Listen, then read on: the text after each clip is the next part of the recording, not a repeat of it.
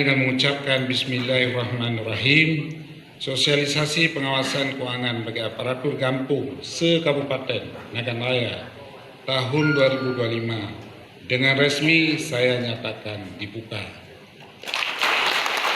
Pemerintah Kabupaten Nagan Raya menggelar sosialisasi pertanggungjawaban keuangan kampung tahun 2025 di Anjungan Pendopo Bupati Nagan Raya Selasa pagi. Kegiatan mengusung tema mewujudkan tata kelola kampung yang transparan dan akuntabel ini diikuti 246 peserta yang terdiri dari para kecik se-Kabupaten Nagan Raya, camat, kepala SKPK, serta unsur Porkopimda. Sosialisasi menghadirkan sejumlah pemateri, yaitu Kepala Seksi Tindak Pidana Khusus Kejaksaan Negeri Nagan Raya, Hendrio Suherman, Kanit Tipikor Polres Nagan Raya, Aibda Ade Rahmat Saputra, serta tenaga ahli program pembangunan dan pemberdayaan masyarakat desa atau P3MD, Zarmin Shah.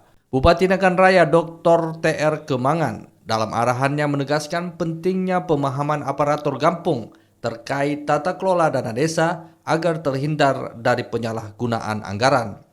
Ke depan kita berharap dengan mereka paham terhadap aturan-aturan tentang pengelolaan dana kampung ini menghindari terjadinya hal-hal yang tidak kita inginkan, terutama terkait dengan penyalahgunaan daripada dana desa ini yang berujung kepada tersangkutnya pada persoalan-persoalan hukum.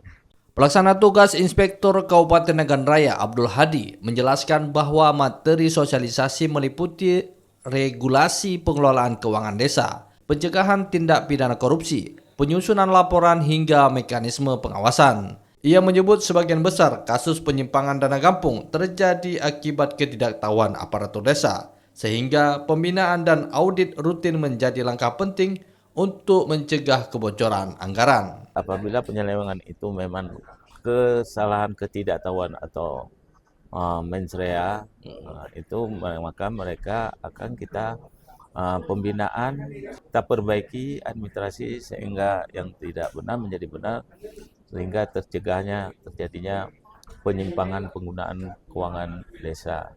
Sementara itu, pemateri dari Kejaksaan Negeri Nagan Raya menekankan pentingnya pendokumentasian setiap transaksi keuangan desa secara sah, termasuk sinkronisasi antara bendahara dan kecik dalam kegiatan maupun pengeluaran. Reporter RRI Mlabo Irham Syah melaporkan.